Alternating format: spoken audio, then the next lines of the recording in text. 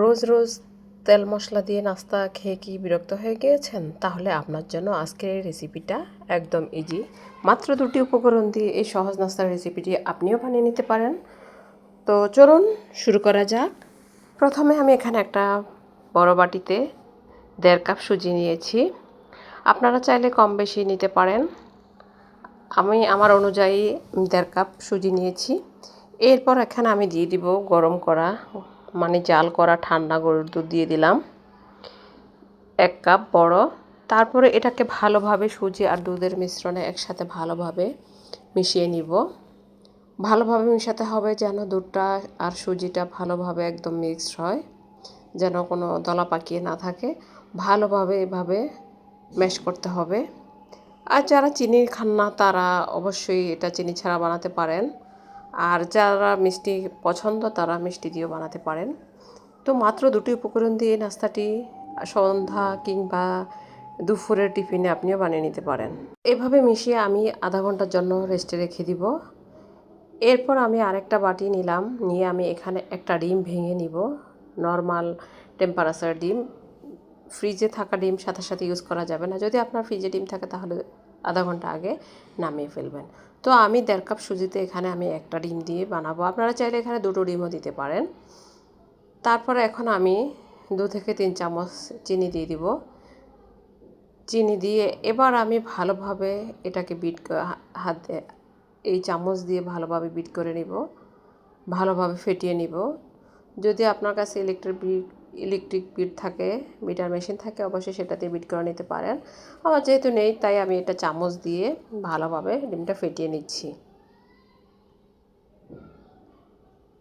আর এখানে আমি মাত্র 2 চামচ পরিমাণ সয়াবিন তেল ইউজ করেছি। আপনারা চাইলে তেলটা স্কিপ করতে পারেন। আমি এখানে তেলটা 2 চামচ ইউজ করেছি।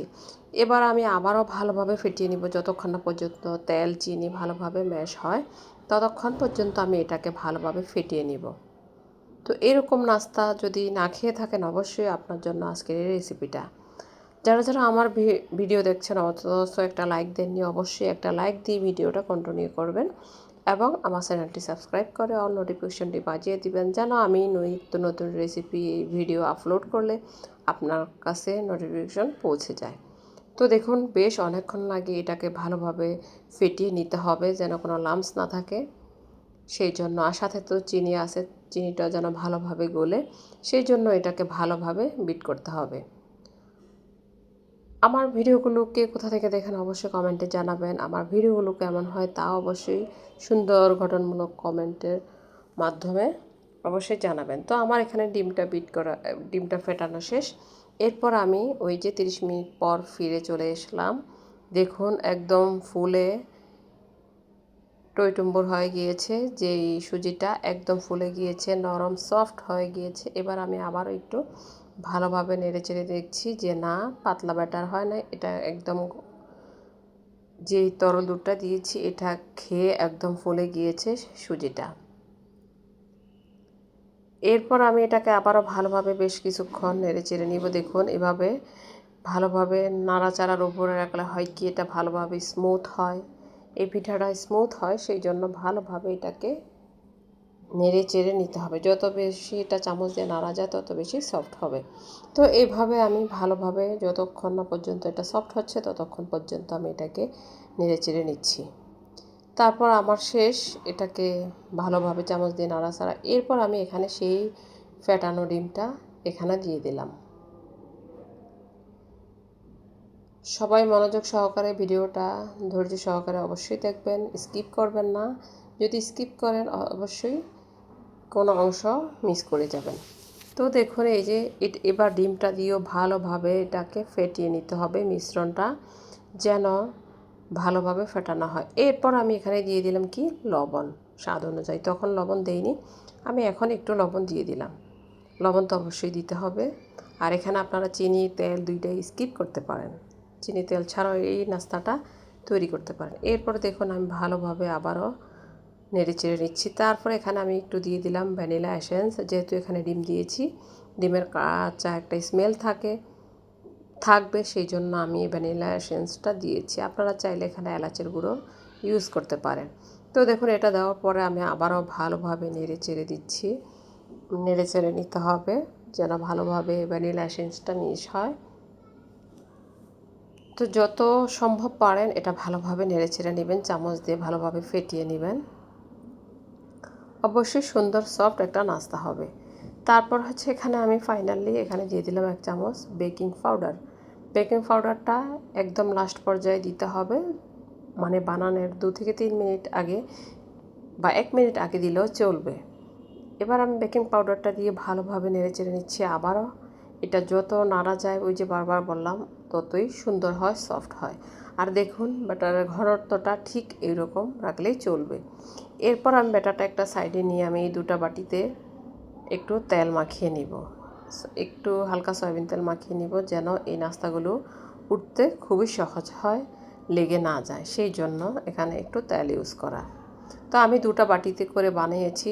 আমার এই ছোট্ট 2টা বাটি ছিল, বেশি আকারে ছিল না, সেজন্য আমার 2টা করে বানাতে হবে। আর আপনারা চাইলে এটা যে কোনো কাপেও বানাতে পারেন। এরপর আমি তলানিতে দিয়ে দিয়েছি ছোট্ট একটু কাগজ, যেন ওটাতে আরও বেশি সহজ হয়, পিঠাগুলো হয়ে আসলে উঠাতে যেন আরও সহজ হয়, সেই জন্য বাটির একদম তলানিতে ছোট্ট ছোট কাগজ সাইজ অনুযায়ী কেটে নিয়েছি। এটা দিলে হবে কি পিঠাটা তুলতে খুব ইজি হবে। এরপর আমি আবারও একটু নেড়ে চেড়ে নিচ্ছি। ফাইনালি আমার এটা নাড়াচাড়া শেষ। এবার আমি একটা চামচের সাহায্যে, বড় একটা চামচ দিয়ে এটা বাটির অর্ধেক আমি অর্ধেক ব্যাটার আমি এখানে দিয়ে দেব। এই যে দেখতেই পাচ্ছেন, এর বেশি দিব না, কারণ আমি একটু ছোট বানাবো। আপনারা চাইলে বড়ও বানাতে পারেন এই নাস্তাগুলো, অথবা এই সাইজেও বানাতে পারেন, বা চা খাওয়ার যে কাপেও আপনি বানাতে পারেন। তো দেখুন এই যে এবার রেডি। এবার আমি একটু ঝাঁকিয়ে নিচ্ছি যেন কোনো পাশে বাতাস ঢুকে না থাকে, তাহলে ফ্লাফি হবে। তো এই যে দেখছেন, আর আগেই আমার পানি ফুটিয়ে একটা স্ট্যান্ডার রেখে দিয়েছি এটা ভাপ দেওয়ার জন্য, তাই সেখানে আমি এটা এখন বসিয়ে দিব। এই যে এবার বসিয়ে দিলাম, দিয়ে এবার ঢাকনা দিয়ে 10 মিনিট স্টিম করে নেব। তারপর এই যে একটা ছিদ্র, এটাতে একটা মরিচ দিয়ে দিলাম যেন ভাপটা সরে না যায়। তো 10 মিনিট পরে ফিরে চলে আসলাম। দেখুন এই যে এগুলো ফুলে একদম সফট হয়ে গিয়েছে। এই যে আমি হাত দিয়ে দেখছি একদম সফট হয়ে গিয়েছে। এবার এগুলো তোলার পালা। 10 মিনিট লাগে না, আর একটু কম লেগেছে। এরপর আমি প্রথম 2টা আমি তুলে আপনাদেরকে দেখাচ্ছি। এগুলো উঠাতেও খুব ইজি, অত বেশি কোনো সমস্যা হয়নি তুলতে। দেখুন একটা আমি চাকুর সাহায্যে আমি 4-5টা একটু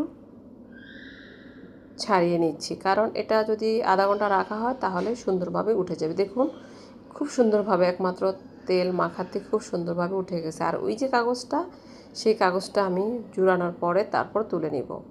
যেই একটু পেপার দিয়েছি, পেপার বলতে সাদা কাগজ দিয়েছি, সেটা তারপরেটাও আমি সুন্দরভাবে তুলে নিচ্ছি, দেখতেই পাচ্ছেন। এবার এগুলো একটা সাইডে রেখে বাকি 2টা এভাবে আমি দিয়ে দিচ্ছি 2টা বাটিতে আবারও। টোটাল আমার এখানে 5টা পিঠা হয়েছে 1.5 কাপ সুজি দিয়ে। তো প্রথম একটাতে আমি দিয়ে দিলাম, তারপরেরটাতেও আবারও আমি দিয়ে দিচ্ছি। তো এভাবেই আমি নাস্তাগুলো বানিয়ে নিয়েছি। আবারও ওই যে স্টিম করতে দিয়ে দিলাম, সেম আবারও 2টা দিয়ে দিলাম, দিয়ে এবার ঢাকনা দিয়ে আবার 10 মিনিট করে স্টিম করে নেব। তো আমার ভিডিও যদি ভালো লাগে অবশ্যই ফ্রেন্ডস এবং ফ্যামিলিদের সাথে শেয়ার করবেন, আর ভিডিওগুলো কেমন হয় অবশ্যই জানাবেন। ফাইনালি এই যে দেখুন খুব সুন্দর হয়েছে আর খুবই লোভনীয় ছিল। আমি খেয়ে ভয়েস দিয়েছি, আমি নিজে খেয়ে নিজে রিভিউ দিলাম। তো দেখতে খুবই লোভনীয় লাগছে, আর আপনারা অবশ্যই একবার হলো বাসায় ট্রাই করবেন। সবাই অনেক অনেক ভালো থাকবেন। দেখুন একটা আমি কেটে দেখাচ্ছি। সবাইকে আল্লাহ হাফেজ, আসসালামু আলাইকুম।